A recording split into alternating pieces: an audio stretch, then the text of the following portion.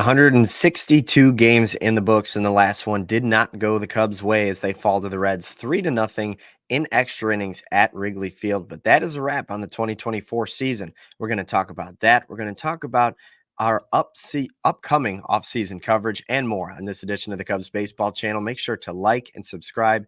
Get in that comment section. Let us know how you feel about this team who finished 83-79 in 2024. But here's your invitation to our show.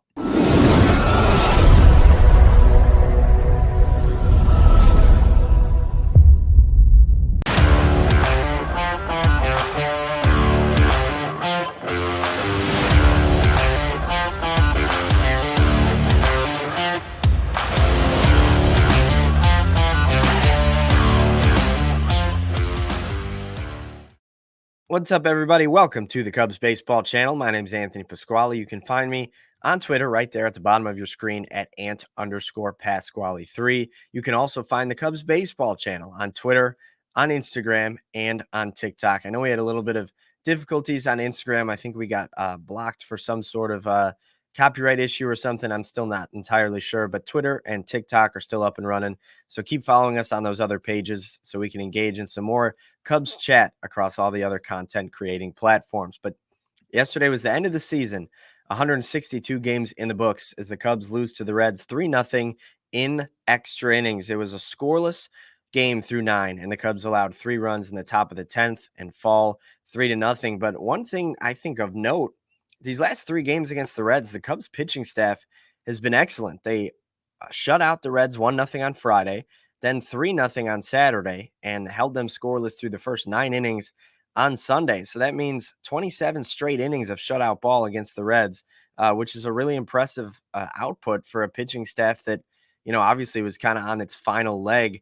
Caleb Kilian started in place of Shota Imanaga, whose excellent rookie season came to an end just because what's the reward of putting him out there in a meaningless game? But Caleb Kilian, on the other hand, has struggled a little bit since being called back up after rehabbing strenuously from his injury. And he's a guy that Craig Counsell was super high on heading into the season. And if he didn't get hurt, factored to be one of the Cubs' bullpen or rotation pieces, but instead ends up with an injury and misses most of the season. But here he comes after some rehab and some minor league pitching, and he has a really good outing to end the season. He got the start back against Philadelphia and only went 5 2/3 innings, allowed 5 earned runs. But this start was much better for Caleb Kilian. It was 5 innings pitched, just 3 hits allowed and 2 walks, struck out 4 batters across 5 innings. And I think that was a pretty good foot forward heading into this offseason for Kilian. It'll be a big offseason for him and for the Cubs as they try to piece together this rotation and bullpen. And Caleb Kilian is certainly auditioning for a role in that pitching staff. And I'm sure he believes, and the Cubs hope, that he can be a big factor in their 2025 pitching plans. But the Cubs finished the season 83-79, the exact same record as 2023, where the Cubs, of course, missed the playoffs by 1 game. And they fire David Ross, bringing Craig Counsell to help swing that record in a positive direction toward 90 wins, and the Cubs get in the playoffs. Instead, they finished with an 83-79 record, the exact same record as 2023. Now, it looked a little bit different getting there. Honestly, the best baseball played between either team in the last 2 years was last season's Cubs right before the trade deadline, and then a little bit after. Cody Bellinger was the hottest hitter in baseball, and the Cubs truly looked like a playoff team, and then they collapsed in September. This time around, the Cubs had such a poor showing in May and June that any work that they did in July, August, and for the first half of September was just trying to limit the damage that they already put on their record from a poor showing early. The Cubs ran out of time. It was too little, too late. Every 3-4 game win streak, win 7 out of 8 wasn't enough. And the Cubs missed the playoffs with the exact same record as last year, this time by 6 games because the Mets, Diamondbacks, and Braves all had a 6-game lead on the Cubs. They finished tied for second in the NL Central with the St. Louis Cardinals. But the main question I have, and you guys can talk about this in the comment section as well, was David Ross an unjust scapegoat? Did he deserve to get fired?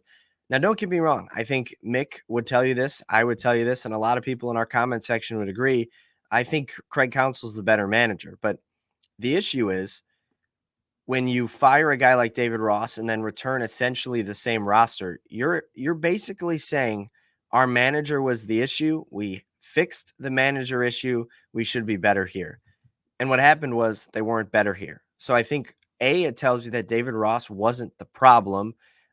Maybe he was part of the problem, but he wasn't the problem.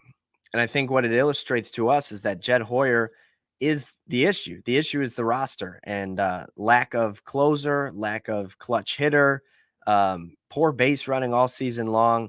And so what you get from that is, okay, an $8 million manager a year can't come in and be a superhero. He can't come in and work miracles. All he can do is work with the roster given him. And I think this all shows another season missing the playoffs that Jed Hoyer's roster was the issue. So a lot is to be done this winter. We'll be talking to you guys often about roster updates, any signings, anybody traded, and we'll try to keep you guys posted not only on the Cubs moves, but moves that might impact the Cubs. Maybe it's a guy that the Cubs were rumored to be in on and he signs with the Dodgers. We could talk about that. But I want to ask you guys, whatever you guys want this offseason, let Mick and I know, and we're going to try to come up with the best offseason coverage that we can. Obviously, we all love this team, and we've got a bunch of good ideas so far for the offseason, ranking or grading the Cubs players this season, ranking the best moments from 2024, and of course, talking about these playoffs that are going to be going on for the next month or so with the Cubs unfortunately not in it. But before we let you guys go, just want to say thank you to all the fans of this Cubs team and, of course, our Cubs baseball channel. We always appreciate interacting with you guys, whether it be on Twitter, TikTok, or Instagram, or right here on YouTube in our comment section. So keep doing that. Keep liking, keep subscribing. And I want you guys to know just how appreciative Mick and I are of you guys, this Cubs culture and this fandom that we know is the best in all of sports. So we're happy to share that with you guys. And we want to be a vocal listener. So whatever you guys want or what you want to hear more of, or if you guys have questions, we'll do a bunch of mailbag episodes and answer your guys' questions, all those things this offseason. So keep us posted. Keep in touch with us on the YouTube channel and on the other platforms as well, as we try to make this a really productive offseason, not only for our channel, but for the Cubs. They got to make some decisions and they got to make some things happen so that we are playing in October in 2025. But guys, thanks so much for joining us today. As always, on the Cubs baseball channel, we always appreciate all of it. Keep it up. We love you guys. Thank you so much. And we will talk to you guys soon with another episode here on the Cubs baseball channel as we transition in to the offseason after an 83-79 year for the Chicago Cubs. Go Cubs.